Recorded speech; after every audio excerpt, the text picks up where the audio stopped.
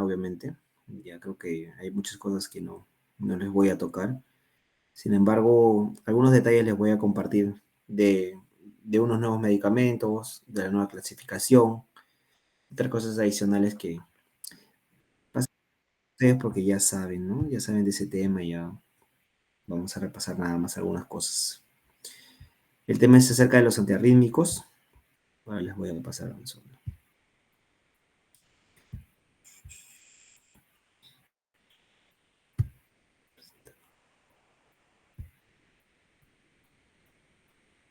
Mm,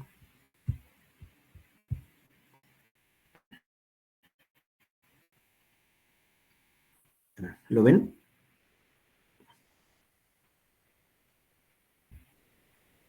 A ver. Sí, doctor. Sí, ya. Ok. Ven la pantalla completa, ¿verdad? ¿Sí, chicos? Sí, doctor. Ya, perfecto, ok. Vamos a empezar. Listo.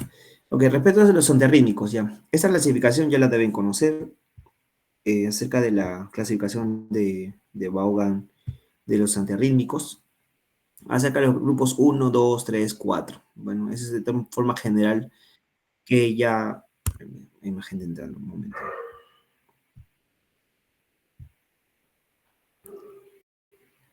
Ya. Que ya deben conocer que es la clasificación antigua, la más conocida que pueden encontrar en cualquier lugar, ¿no? Lo de la clase 1, 2, 3 y 4. De la clase 1, los bloqueadores de canales de sodio, los betabloqueantes. El grupo 3 acerca de los canales de potasio, 4 los canales de calcio. Sin embargo, se realizó una nueva clasificación ya a los 100 años de nacimiento de esta persona que hizo la clasificación.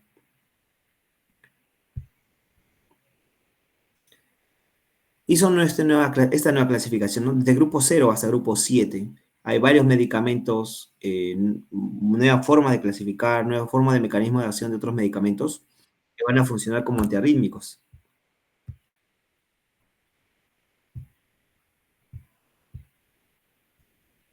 Bien, aquí está toda la clasificación, ya les he pasado también el PDF. Grupo 0, el bloqueador de canales de las corrientes de Fanny, ya deben conocerla, ya hemos hablado eso en la clase de fisiología. El grupo 1 se sigue manteniendo, sin embargo, hay unos subgrupos, 1A, B, C y el D, y todo va a depender del estado en el cual se encuentran los canales de sodio dependiente de voltaje, si están abiertos, semiabiertos o inactivos, y las corrientes tardías, las cuales van siguen entrando.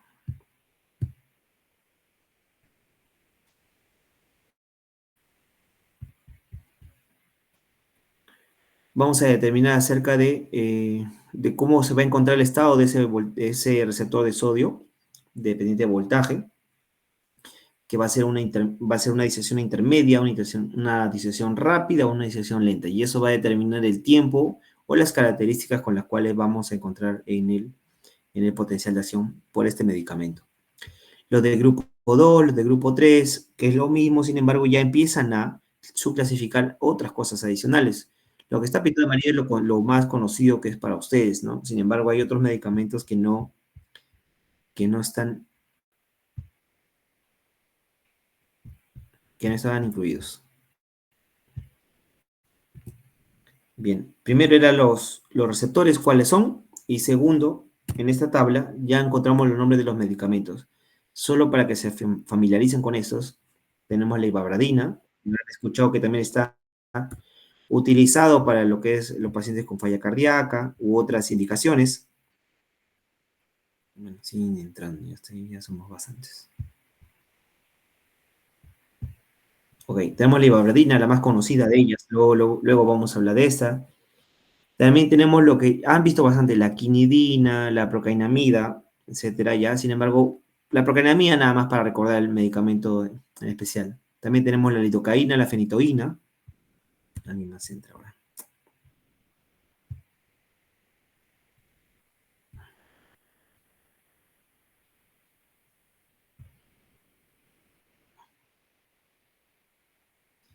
La lidocaína, la fenitoína son los medicamentos más conocidos que ustedes van a ver.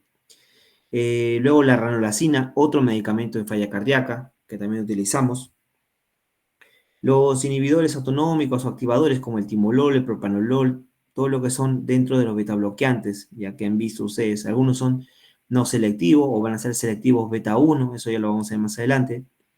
El isopreterenol, pero eso no utilizamos tanto acá. La atropina también se va a encontrar, la escopolamina, otros medicamentos que no están directamente asociados a la parte cardíaca, pero sí van a tener su efecto. La digoxina, ya saben, ¿no? Los que son inhibidores de la bomba sodio-potasio, ATPasa, también la encontramos aquí. Los bloqueadores de canales de potasio no selectivos. De esto quiero que se encuentre sobre todo el sotalol, lo más conocido, y la amiodarona. ¿Ya? Esos dos medicamentos principalmente. El nicorandil, también utilizado dentro de los fármacos en cardiología. Y bueno, esos son los principales, porque lo demás, ya los canceroantagonistas ya los conocen, ya hemos hablado de ello. Ya deben saber, supongo, la diferencia entre los canceroantagonistas que son dihidropiridínicos de los no dihidropiridínicos, cuál tiene más metabolismo, su mecanismo de acción más... Ah, no se ve la pantalla completa. A ver, un segundo.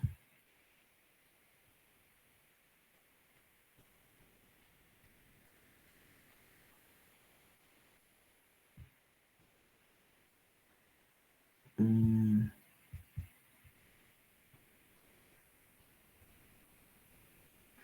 a ver. Ahí se ve la pantalla completa. No, doctor. Doc, o sea, en su grabación, se le puede, abajo en la copita, ahí. Mm,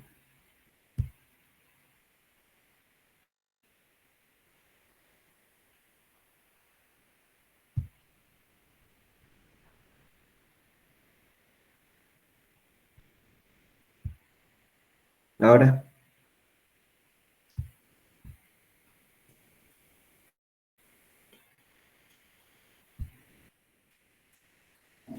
Aún no se ve, No, doctor. Doc. A ver. Bajo de pantalla. Presentación. Ahora,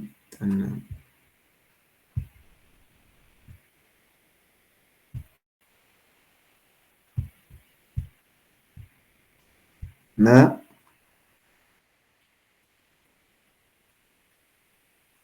Siguen entrando.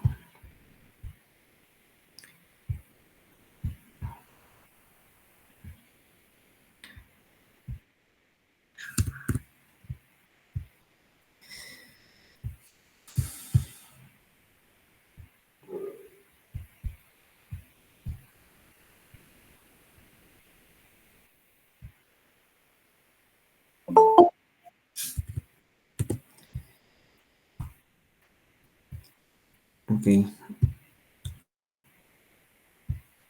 ¿Todavía no se ve completa? No, No, Doc, doctor. no. No. Aquí se la vuelve a abrir. A ver. Acá. Toda la pantalla. Ok. Compartir. Ok. Ya.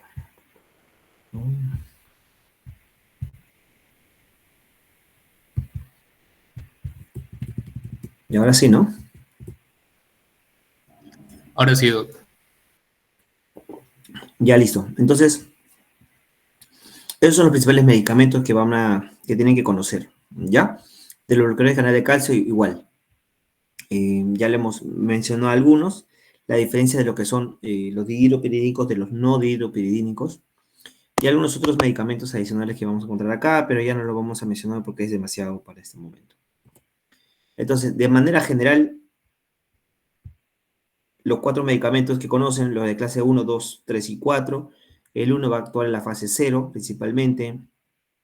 Los medicamentos de la clase 2, los betabloqueantes, van a actuar en la fase 4, así como en la fase 2. Los medicamentos de la fase 3 en la fase 3, ¿no? Los de la clase 3 en 3. Y los de la clase 4, sobre todo en la fase 2. Aquí, en forma general, encontramos el mecanismo de acción de todos los medicamentos, todos los grupos, en los grupos en los canales de sodio, de potasio, incluso de las conexinas de grupo 6, ¿ya? En eso encontramos a todos los demás medicamentos. ¿Hay alguien más?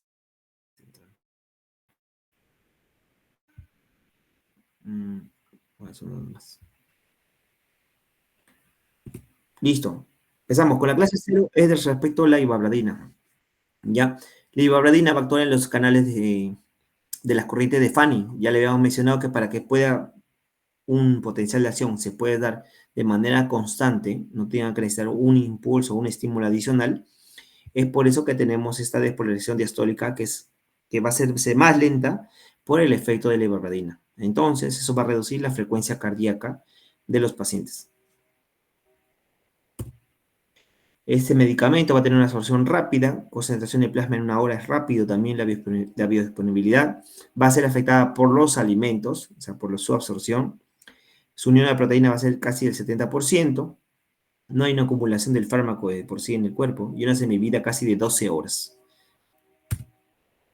Porque esto va a depender de más bien por el tema de la concentración de la ibabradina y la reducción del porcentaje de la reducción de las corrientes FAN. Entonces, cada vez que vaya aumentando la concentración, tiene una distribución de manera logarítmica.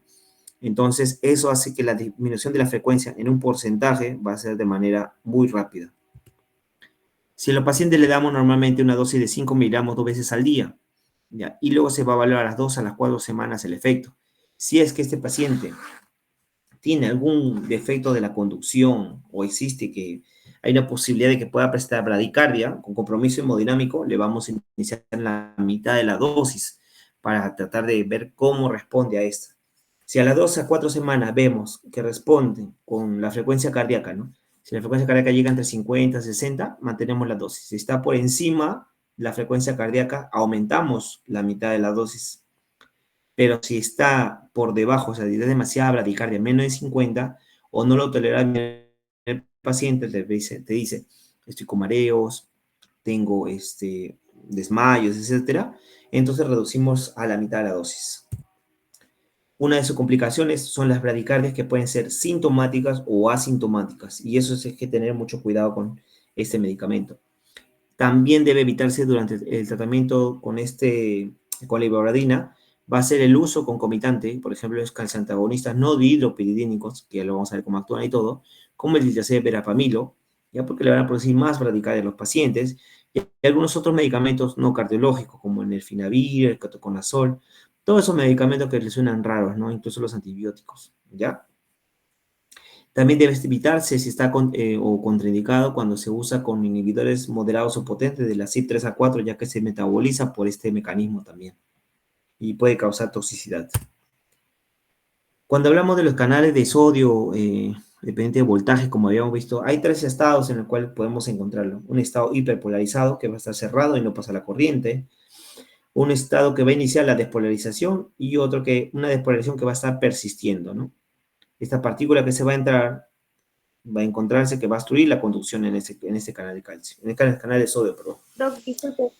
Doctor, disculpe, hay gente que quiere entrar, dice que está en sala de espera, creo.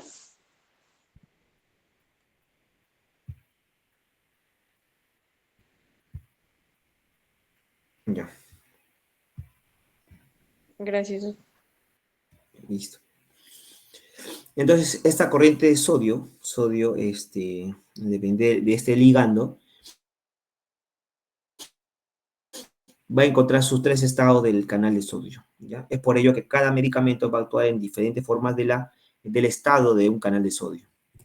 Va a estar en reposo, abierto o inactivado, sobre todo, principalmente en esas 3 fases. Los del 1A, B, vamos a encontrar que van a estar asociados con este canal de sodio. Sin embargo, el 1D va a estar relacionado a este canal de sodio tipo ligado, ya que vamos a encontrar para lo que es la ranolacina. En cambio, en el 1C va a estar ya en una fase inactivada, o en este caso,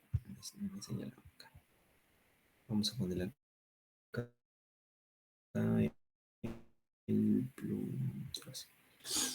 en ese canal de sodio dependiente ligando, ¿ya? Con la clase 1D, respecto a la ranolacina, lo que habíamos mencionado, va a depender del estado en el cual se encuentre este canal de sodio.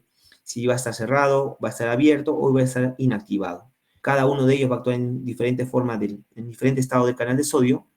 Sobre todo, ¿qué va a producir? Al haber menos conducción de la corriente de sodio, va a disminuir conducción del potencial de acción, y ese es sobre todo en los sustratos arrítmicos, en estos pacientes, por ejemplo, el síndrome de Brugada, va a aumentar esta forma arrítmica.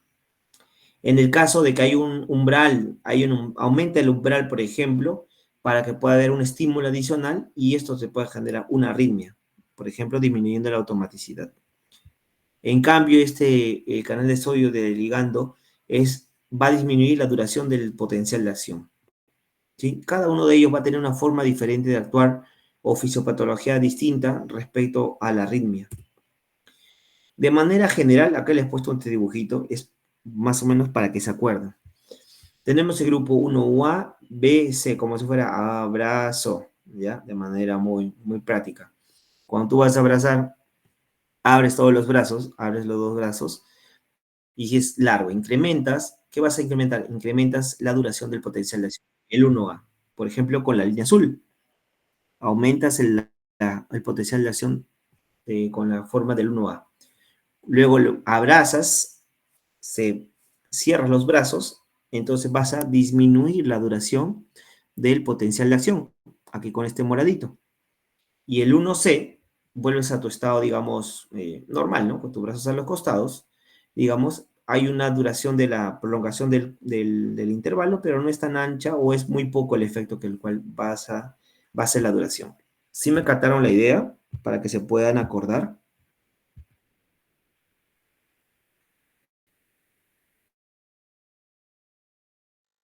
Sí, doctor. Sí, chicos, ¿me captaron la idea? ¿Alguien puede responder? Entonces, para que se acuerden, ¿no? La duración del potencial de acción. Entonces, el 1A va a prolongar el potencial de acción.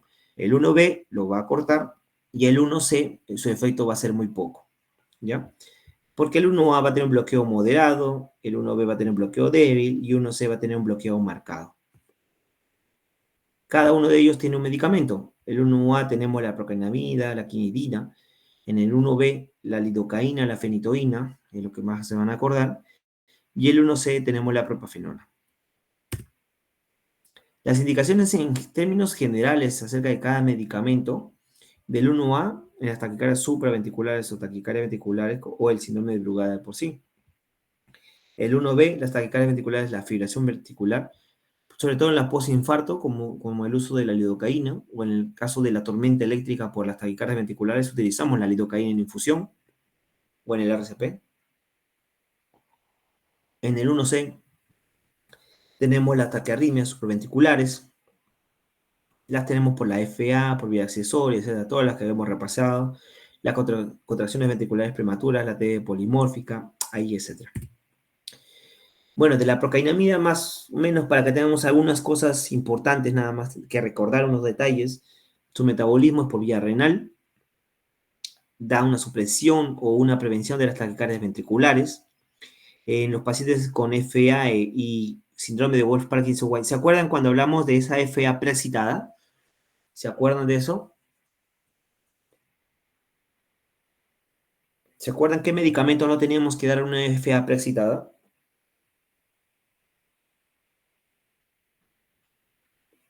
Chicos, ¿alguien está despierto? Nada. Bueno, la cuestión es que la procainamida podemos utilizar en estos pacientes con FA preexcitada. Con ellos sí. La dosis y la presentación, lo malo es que no tenemos normalmente disponible, ¿no? Eso sería lo ideal. La contraindicación principalmente es cuando está chocado, hipotenso, una falla cardíaca grave o el bloqueo AB.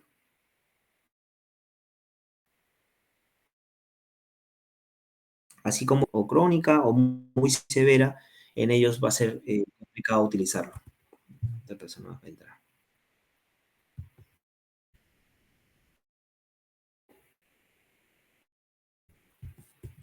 Bien, respecto a lo que es la lidocaína, es una forma de administrar de bolo y luego se le puede mantener la infusión. Necesita este bolo inicial para luego seguirle con la infusión. Por eso le puse eso en las preguntas, creo, en la vez pasada. acerca de cómo debemos administrar, porque si solamente le doy el bolo, va a tener una subida y bajada inmediata. Sin embargo, necesita una dosis terapéutica, en este rango terapéutico necesita una infusión para que se pueda mantener, ¿ok? En los pacientes que tienen insuficiencia cardíaca o hepática, va a aumentar rápido el nivel sanguíneo de esta lidocaína y va a tener un efecto tóxico. La dosis que utilizamos esta lidocaína en el RCP, por ejemplo, en la primera dosis le damos 1.5 y la segunda dosis le damos la mitad y empezamos así a repartirlo, ¿ok? Pero también se puede dar de forma en infusión, como les dije, por ejemplo, la taquicardia ventricular, que haga una tormenta eléctrica que por más amiodarona o cualquier otro medicamento que le dé y no revierte, a este paciente le puedo dar esta infusión de este medicamento. Aquí en este cuadro lo he traducido para que puedan tener las dosis, cómo funciona, como un resumen, los efectos adversos, las interacciones con las cuales van a tener con otros medicamentos. Y un medicamento, digamos, representativo de cada uno. Del 1B, la lidocaína, la fenitoína, que van a utilizar bastante de los pacientes que tienen convulsiones. Del 1C, la propafenona, que van a escuchar bastante con los pacientes que vamos a dar medicamentos, pero que no debemos darle a pacientes que tengan alguna alteración estructural del corazón, alguna lesión, porque si no generamos más arritmia, ya que cualquier antiarrítmico puede producir más arritmia. Del grupo 0, como habíamos hablado, de la ibarbadina, que va a producir bradicardia sinusal principalmente. Y algunas contraindicaciones específicas de cada antiarrítmico. Por ejemplo, los pacientes que tienen falla cardíaca, la flecainida no le podemos dar. Los que tienen difusión del nodo sinusal, utilizarlos. En el síndrome Wolff-Parkinson-White, también la digoxina, verapamilo no está indicado. Hay un riesgo de frecuencia en extremo rápida, se aparece una FA. Dijimos otra vez, en la FA precitada, ¿qué pasa? Si nosotros bloqueamos el nodo, toda la FA va a pasar por esa vía accesoria hacia el ventrículo y va a producir FB. En la enfermedad de conducción infranodular, también tenemos los bloqueadores de canales de sodio o la amiodarona. Otro conocido. Ya. Los pacientes, por ejemplo, que tienen una neumopatía, ¿no? Ya si tienen una lesión en el pulmón, nosotros le damos amiodarona prolongado, ya mucho tiempo vamos a lesionar más lesión de la amiodarona, porque la amiodarona se acumula en el organismo. Hasta 6 meses, por ejemplo, y eso también se va a acumular tiroides en el pulmón, entonces puede generar mayores lesiones. En los pacientes que son asmáticas, los betabloqueantes, tenemos que ser bien selectivos porque si no podemos producir una exacerbación del asma o un broncoespasmo, que va a ser peor para los pacientes. Dentro de los betabloqueantes, que va a generar más hipoglucemia o tiene sensibilidad con los receptores para la glucosa, en general son todos los betabloqueantes, pero también utilizamos lo que es el carvedilol, ¿no? Este está más asociado con ello. En el caso de algunos pacientes que tienen enfermedad renal crónica, tienen que reducirse la dosis, o en todo caso, algunos no hay que hacerle nada, ¿no? Por ejemplo, la propafenona, si tiene una reducción de la dosis, si tiene una falla renal ya avanzada, una 3B en adelante, se debe disminuir la cantidad de la dosis. En el caso de la procainamida, también se debe reducir la dosis, pero por ejemplo en la lidocaína no hay ninguna situación especial con ellos. Del 1D, como habíamos hablado, acerca de la ranolacina, en este canal de sodio, con la corriente tardía de sodio, por eso le ponen la corriente de sodio. Normalmente tendría que hacer así la corriente tardía de sodio, una segunda corriente. En la gráfica del EKG podemos encontrar esta forma, de una manera fásica, ¿no? Un solo pico tiene nada más. Pero cuando ya es una normalidad en esta corriente de sodio, se va a generar potenciales tempranos o en todo caso tardíos. Entonces va a tener una forma fásica tónica o bifásica, por así decirlo, ¿no? Tiene dos picos. Es por eso que se prolonga, mira, ese intervalo QT en estos pacientes. La ranolacina va a actuar aquí. Si los pacientes tienen del consumo de oxígeno, ¿no? Disminuye el flujo sanguíneo cerebral o coronario, perdón, se va a producir isquemia, se generan las corrientes de sodio tardías, y es ahí donde va a actuar la renalcina. ¿Por qué? Porque si esto sigue, continúa, va a generar disfunción eléctrica, mecánica y metabólica en el corazón. Por eso la renalcina bloquea esta corriente tardía de sodio. En cambio, los otros medicamentos como los nitratos, los betabloqueantes, los calcetonistas van a actuar aquí en el consumo de oxígeno tratan de que haya mayor perfusión, que no haya isquemia. La ranolacina principalmente va a tener un metabolismo en el hígado de la CYP3A4, igual que el otro anterior, otro medicamento que habíamos visto, y su eliminación va a ser principalmente renal. Las propiedades que van a tener van a ser independientes de los alimentos, del sexo, a diferencia del otro medicamento que vimos, y que tenga falla cardíaca, que tenga EPOC, diabetes, etc. Reacciones adversas principales, los mareos, náuseas, dispepsia, estreñimiento, cosas generales nada más podemos encontrar con estos pacientes. Las concentraciones terapéuticas no van a ser modificadas por la contractilidad, la frecuencia cardíaca o alguna alteración de la conducción, que vimos estas contraindicaciones en otro medicamento previamente. Va a estar indicado en la angina crónica estable, o sea, en el síndrome coronario crónico que habíamos visto. Dentro de todos los niveles, es uno de los tantos también que tenemos que utilizar para ello.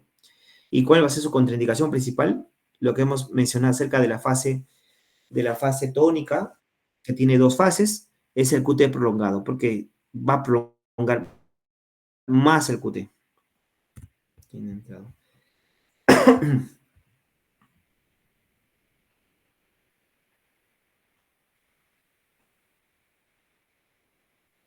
¿Okay? El QT va a ser más prolongado, principalmente. Si tiene un metabolismo renal, también no va a ser indicado en los pacientes que tienen una falla renal grave.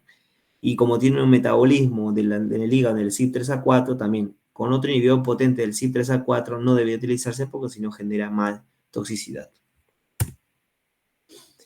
Este es un algoritmo de la guía de las taquicardias ventriculares para una evaluación previa y luego un seguimiento de cómo se debería utilizar luego lo que habrá de canal de sodio principalmente, ¿no? Lo que conoces. Entonces, evalúas el perfil de riesgo del paciente antes de darle ese medicamento.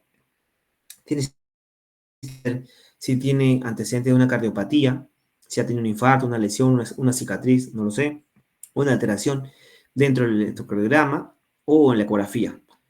¿Por qué? Va a estar contraindicado en pacientes que tienen un infarto previo, difusión grave del ventrículo izquierdo, cardiopatía valvular grave, síndrome de Brugada, una bradicardia grave, etc.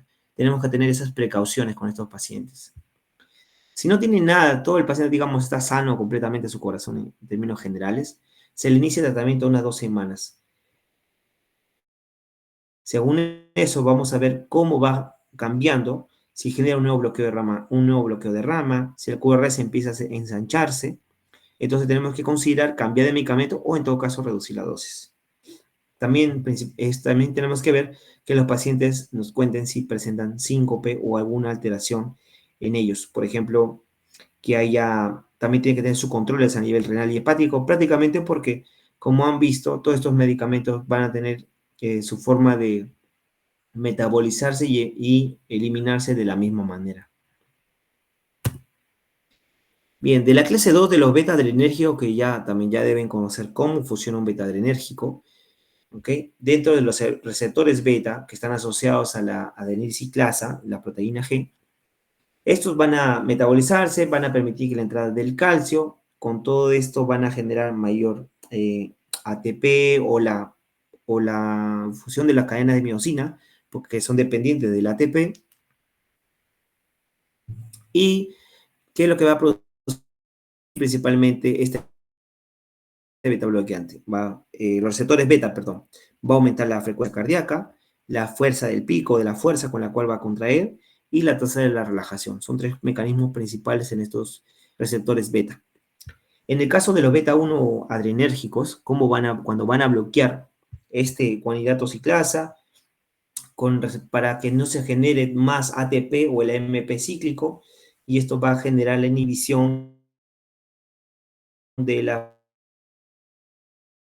fosforilación para la entrada del calcio que antes. Entonces la tasa va a disminuir la frecuencia sinusal, la frecuencia cardíaca, disminuye la conducción y la fuerza de la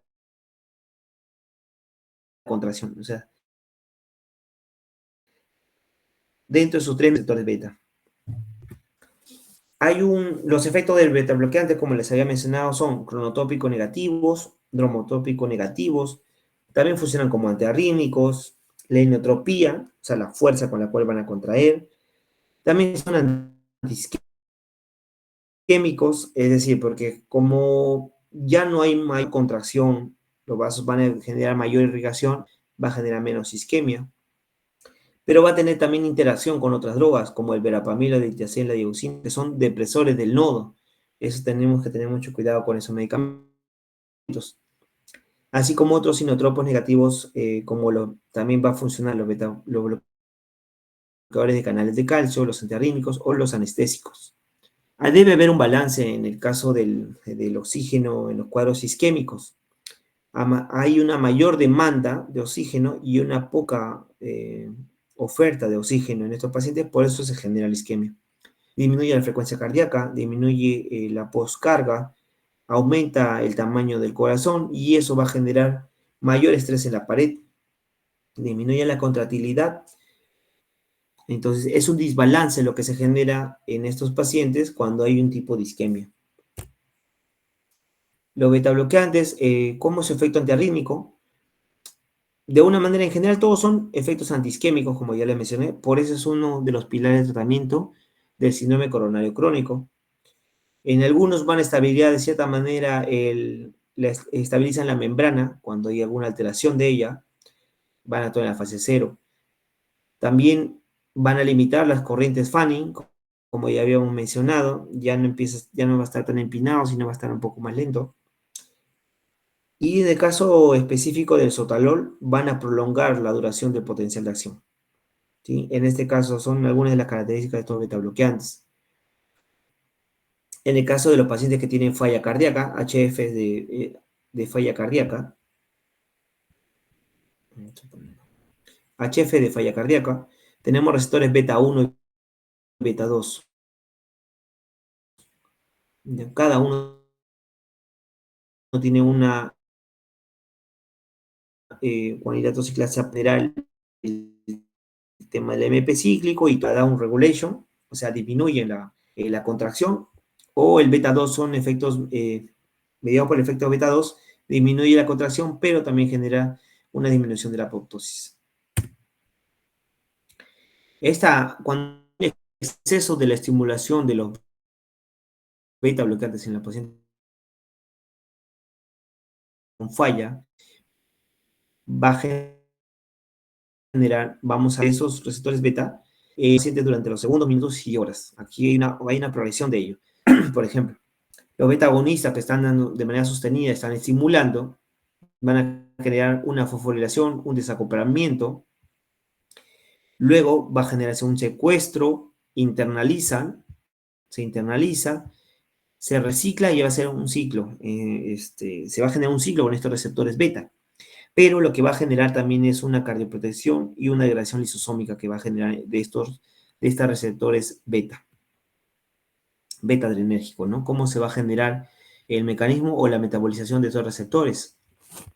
Esto lo han visto creo que en biología, ¿no? Me imagino que han visto cómo es la internalización de los receptores y cómo se vuelve a metabolizar. También es importante porque esto es similar a cuando llevan ustedes psiquiatría o cómo hacen la recaptación de la noradrenalina y la serotonina, ¿no? Creo que lo han llevado en farmacología también. Es muy similar la forma de cómo se hace este metabolismo. En el caso de los pacientes con falla cardíaca, ¿cómo va a utilizar este beta bloqueante? Vamos a inhibir todo, vamos a cortar toda esa cadena. Todo va a generar ese desacoplamiento para que disminuya el tema de los receptores beta para disminuir la taquicardia o la fosforilación de estos pacientes. Tenemos receptores beta 1 y beta 2, ¿no? Debemos saber qué medicamentos escoger porque algunos van a ser selectivos o no selectivos. Selectivos con los receptores beta 1 o no selectivos si van a actuar en los beta 1 y beta 2. Los selectivos van a actuar generando bradicardia, inotropía negativa o la disminución de la presión. En el caso de los que van a actuar a nivel pulmonar, va a generar un poco menor de broncoespasmo, o en todo caso van a tener efectos metabólicos, circulatorios, porque tienen efectos periféricos, por ejemplo, como tenemos al carvedilol, por ejemplo, ¿no? Que tiene efecto el vasodilatador también a nivel arterial. En el caso de los que son beta 1 y beta 2 no selectivos, tienen efectos similares cardíacos, efectos antihipertensivos, pero también tienen efectos marcados pulmonares y periféricos. Entonces debemos saber qué medicamentos vamos a utilizar. Hay beta bloqueantes que son vasodilatadores, que van a actuar a nivel endotelial en el metabolismo del óxido nítrico, como el carvedilol y nebivolol. Eso lo van a escuchar bastante. Tiene efectos benéficos, pero también su efecto agregado es un bloqueador alfa. Así va a generar una relajación del músculo y genera una vasodilatación, por lo tanto también genera disminución de la presión, ¿sí? Por eso algunos beta bloqueantes tienen más efecto en el corazón, disminuyendo la inotropía, y hay otros medicamentos que van a tener otro efecto adicional como la vasodilatación o la hipotensión como el carvedilol, ¿no? Un resumen de los medicamentos que son no cardioselectivos y los que son cardioselectivos. Incluso el timolol. ¿Se acuerdan dónde más se utiliza el timolol? Alguien que responda para saber que están despiertos. Nadie está despierto o nadie sabe la respuesta. Ya. Tenemos el atenolol también muy conocido. El bisoprolol también lo van a encontrar bastante. El metoprolol también es un medicamento, sobre todo en las clínicas lo utilizan. Es muy comercial ahí. Los betabloqueantes vasodilatadores como el abetalol. ¿Saben dónde se utiliza el abetalol? Bueno. Lo podemos utilizar también en los pacientes que tienen preeclampsia, cuando lleguen gineco, van a saber que van a utilizar ello, o en todo caso los pacientes que tienen alguna emergencia hipertensiva, también utilizamos el abetalol, pero no siempre está disponible. El carvedilol, que ya hemos conversado, y el nebivolol es uno de los nuevos medicamentos que incluso se está utilizando para el manejo de la presión, solamente con manejo de la presión y un paciente que tenga taquicardia, por alguna razón. La ruta de la eliminación va a ser dependiendo si es más hepática o más renal en estos medicamentos. Lo más conocido, propranolol, carvedilol, metoprolol, más hepático y más renal, sobre todo el atenolol. La ruta de eliminación de los betabloqueantes son sobre todo más hepáticos. El caso del bisoprolol, que es muy conocido, o el nebivolol que les menciono, es mitamita. Las contraindicaciones de estos betabloqueantes, ¿qué va a hacer? Como va a generar un exceso de bradicardia, puede generar un bloqueo cardíaco, se refiere acá, un bloqueo AB severo, o sea, una prolongación, por ejemplo, del PR. Puede generar hasta bloqueos MOVIS 1, ya va generando mayor disminución de la frecuencia cardíaca. Disminuye el gasto cardíaco, va a producir asma, la resistencia de los vasos arteriolales, como la mencioné de algunos medicamentos principalmente.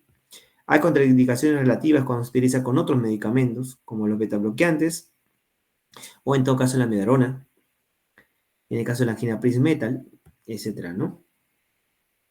Algunas contraindicaciones de estos betabloqueantes. De grupo 3, los bloqueantes de los canales de potasio. Principalmente el medicamento que vamos a recordar es la amiodarona, ¿sí? La inhibición de la amiodarona, sobre todo en cualquier foco que se puede encontrar en adrenogénico, la amiodarona la utilizan para casi todo, ¿no? Le dijimos, Mavi, en cuál caso no deberíamos utilizar.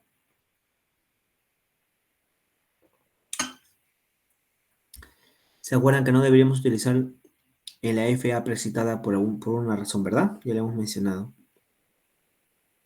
Y otros de sus efectos adversos que va a generar fibrosis pulmonar, difusión tiroidea y lesiones hepáticas. Por lo tanto, cuando un paciente está teniendo o consumiendo ese medicamento, ¿ustedes qué tienen que ver? Ya, ¿cómo están sus pulmones? ¿Cómo está su función tiroidea? Le piden sus hormonas tiroideas.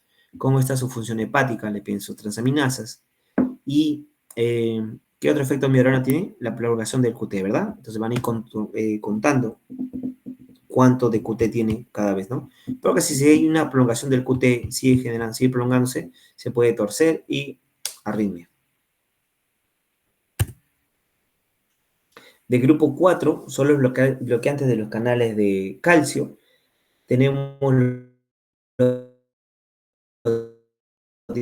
dihidropiridínicos y tenemos los no dihidropiridínicos, ¿ya? Sobre todo nifedipiridínicos. Principalmente, los dihidropiridínicos van a tener efecto a nivel de los vasos y el miocardio, en este orden, pero los no dihidropiridínicos van a tener efecto principalmente en la parte eléctrica, no sinusal, no nodo AB y ya un poco menos en el miocardio y los vasos, ¿ok?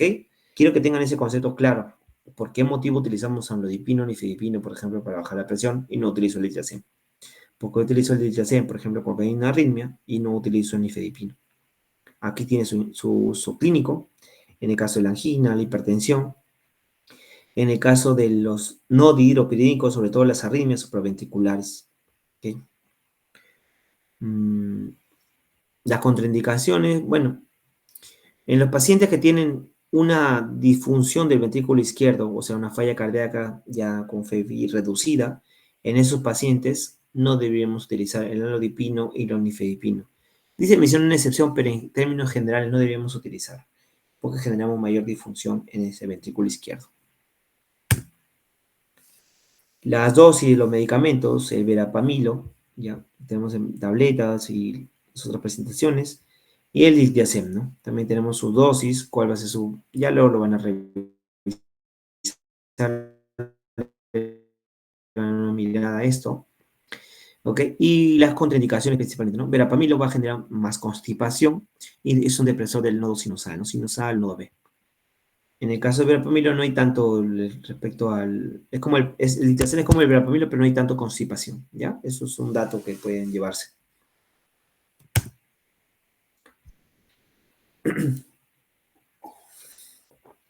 En el caso del verapamilo, el diltiazem tiene múltiples efectos. Como le mencioné, tienen efectos antiarrítmicos. En la FA van a lentecer el nodo B.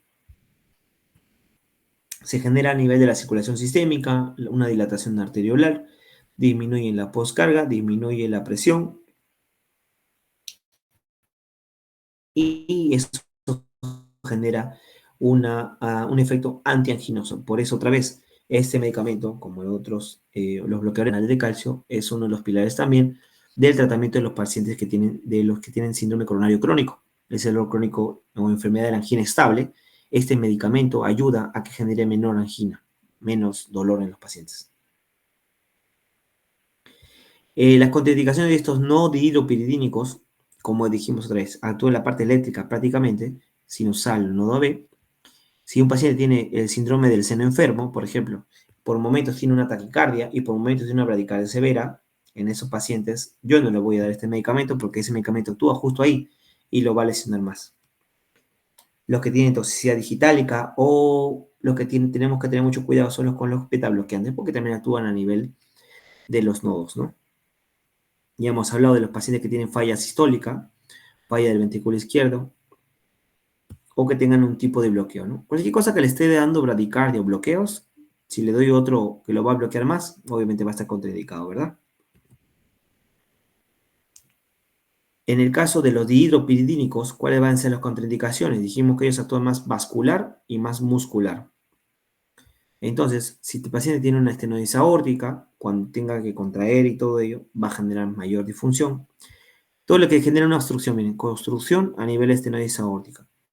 Obstrucción por la hipertrófica. Si tiene un infarto previo, también. O una angina está inestable, también está contraindicado. ¿Por qué? Si yo, por lógica, otra vez pensemos, si yo bloqueo algo acá de los músculos para que no actúen, ¿cómo va a salir la sangre? A través de estrechez. ¿Sí me dejo entender? De manera muy práctica, es por razonamiento, ¿no?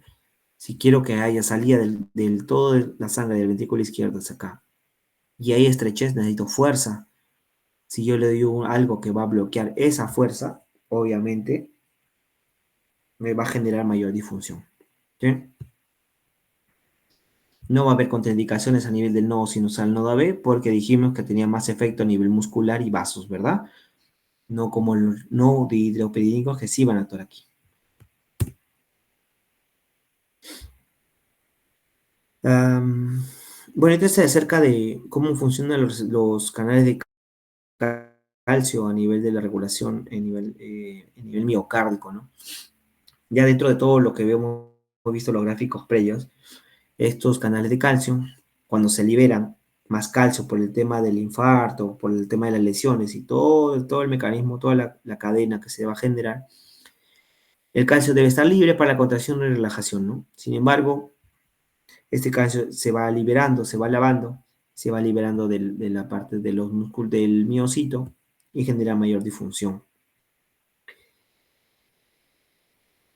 Hay una comparación bastante similar entre los beta bloqueantes y los bloqueadores de canales de calcio que van a actuar similarmente, uno por un tema de la MP cíclico y el otro por los receptores de calcio, pero va a generar sobre todo en la interacción de la actina y miocina, ¿no? A nivel del músculo liso y a nivel del músculo cardíaco. Tiene una, digamos, una acción de importancia, ¿no? De que van a bloquear la contracción de ellos, ¿no?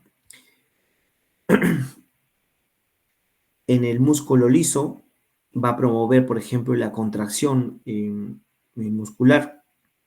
En cambio, en el músculo cardíaco, este beta bloqueante, obviamente va a bloquear, ¿no? Beta bloqueante va a bloquear la contracción a nivel muscular cardíaca. Respecto a la hemodinámica, ¿cómo va a afectar los beta bloqueantes versus los bloqueadores de canales de calcio? Otra vez, le doy un beta bloqueante, va a disminuir gasto cardíaco, o sea, la frecuencia cardíaca por el volumen sistólico que va a salir del corazón. Estos beta bloqueantes van a actuar, como mencionamos, a nivel del nodo, a nivel también de los receptores musculares. Y en el caso del bloqueador de canales de calcio, dijimos a nivel de los vasos principalmente, ¿no? Va a disminuir la resistencia vascular sistémica, la presión arterial también va a disminuir. Entonces, en el caso del beta bloqueante, puede inicialmente aumentar esta resistencia vascular sistémica o luego ya disminuirla y mantenerla, ¿no? Tiene como un efecto paradójico al inicio nada más. ¿Qué más? Allá. Los bloqueadores canales de calcio, sobre todo en el tono coronario de las arterias coronarias, va a ser inotrópico negativo, también como una inhibición nodal, de cierta manera, ¿no? Pero esto va a generar mayor vasodilatación o mayor irrigación de estas coronarias para que genere menor isquemia.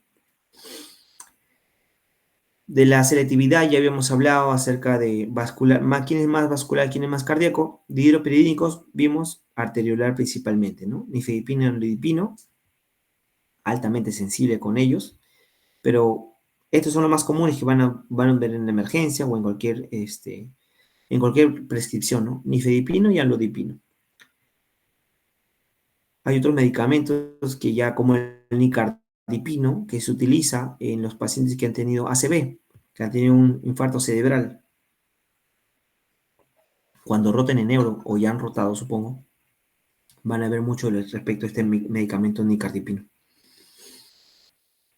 Ya hemos hablado de la pamilodiltazem, nodo sinusal, nodo B, ¿verdad? Más que nada eléctrico principalmente. Pero también va a afectar de cierta manera, la parte de contractibilidad del músculo cardíaco.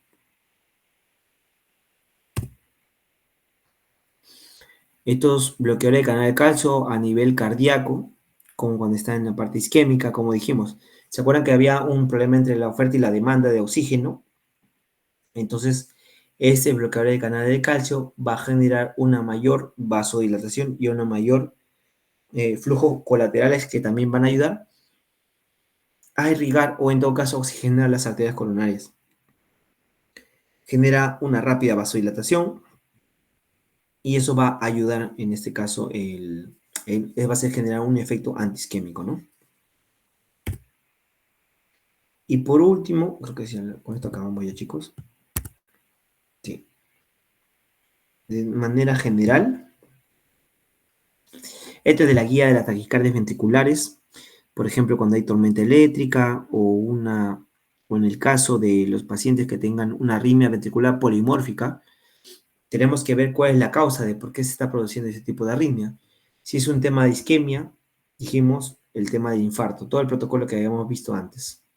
Si hay un factor precipitante externo, tratamos esa causa principalmente. Si hay una arritmia ventricular polimórfica desencadenada por extrasístoles ventriculares, tenemos que quemar esa extrasístole ventricular. Si no, el tratamiento podemos darle la quinidina, cosa que no tenemos en general. Por eso la ablación es importante. ¿Se acuerdan que vimos las características del extrasístole ventricular? Ya, eso vimos en un electro. Sin embargo, por ejemplo, yo le hago un estudio de 24 horas, un Holter, y veo que la carga es altísima, más del 20% de todas las contracciones son extrasístoles ventriculares. El paciente está con palpitaciones en cualquier momento. Y eso genera una arritmia, genera disfunción en el corazón y luego termina con una falla cardíaca por una taquiarritmia. En el caso de los pacientes que tienen QT largo, que ha sido adquirido, no congénito, tenemos que eliminar esa causa precipitante. ¿Por qué motivo se está prolongando el QT? Por ejemplo, el paciente estuvo tomando amiodarona. ¿Saben qué? Justo al interno vio, ya, el paciente tuvo taquicardia ventricular, ok. Le inician su amiodarona infusión. Los doctores o los demás deberían conocer de que hay una cantidad de amiodarona que debe absorber el cuerpo y después de eso se disminuye la dosis. O sea, damos en infusión, por ejemplo, cuando ustedes prescriben, ¿no? Taquicardia ventricular, ya, dale sus 300 miligramos de amiodarona ya en bolo y luego lo mantenemos en infusión. 900 miligramos lo vamos a dar en 24 horas. Hasta ahí voy dando 1 gramo 200 en un día. Luego de eso, le vamos a mantener en función un par de días más. No sé, se le ocurre al doctor, qué sé yo. Ya unos 3 días más. 900 son 2700. 2.7 más 1.2 ya van 3, digamos 4 gramos. 4 gramos está recibiendo. Tú vas dando hasta que llegas a los 10 gramos. Es la cantidad de impregnación que tiene que tener amiodarona. Pero cada día se toma un electrocardiograma porque tienes que ver los efectos como la prolongación del QT. Ya. Doctor, Eso. disculpe, la reunión de mí va a terminar en 2 minutos. Ya. Bueno, si no sale, si se acaba ahorita, les mando un nuevo link. O si no, ya vamos a acabar ya. Ya, me avisa. No. Ya. Ok. Y para la enfermedad eléctrica van a encontrar un medicamento adicional para cada uno, ¿no? Ya lo van a revisar acá nada más. Luego de esto le he copiado para que tengan ustedes cuáles son las dosis de los medicamentos en general y es como un resumen breve para todos ustedes acerca de lo que hemos hablado, ¿sí? Hasta ahí, chicos, preguntas, dudas, ¿hay algo más? ¿Todo está bien? Ya se va a acabar en un minuto. Extiende la llamada, llamadas. Nada, chicos, ¿todo bien? ¿Alguna pregunta? Bueno, nada más espero que hayan aprobado sus exámenes. Si hay dudas, algo, me escriben al Instagram, sí, porque no tienen mi WhatsApp. Cualquier duda que tengan ahí me avisan. Y del examen, supongo que les van a programar, ya mandé el examen. Espero que hayan aprobado en general. Y el último examen, si es que llegan ahí tienen que ir a su sustitutorio. 3/4 partes del examen son de mis preguntas, que también ya les mandé, creo, ya le mandé a la secretaria. Y la otra parte del doctor de patología, ¿no? Espero nada más verlo después. No sé si habrá talleres de cajero o algo más de cardiología van a aprender. Cualquier cosa me encuentran. Estoy trabajando ahorita en el Hospital de Vitarte de Salud. Si van a rotar o algo, ¿sí? Así que nada, cuídense bastante, chicos. Sí, éxitos a todos. Muchas gracias, doctor. Hasta luego. Muchas gracias. Nos vemos. Gracias, doctor.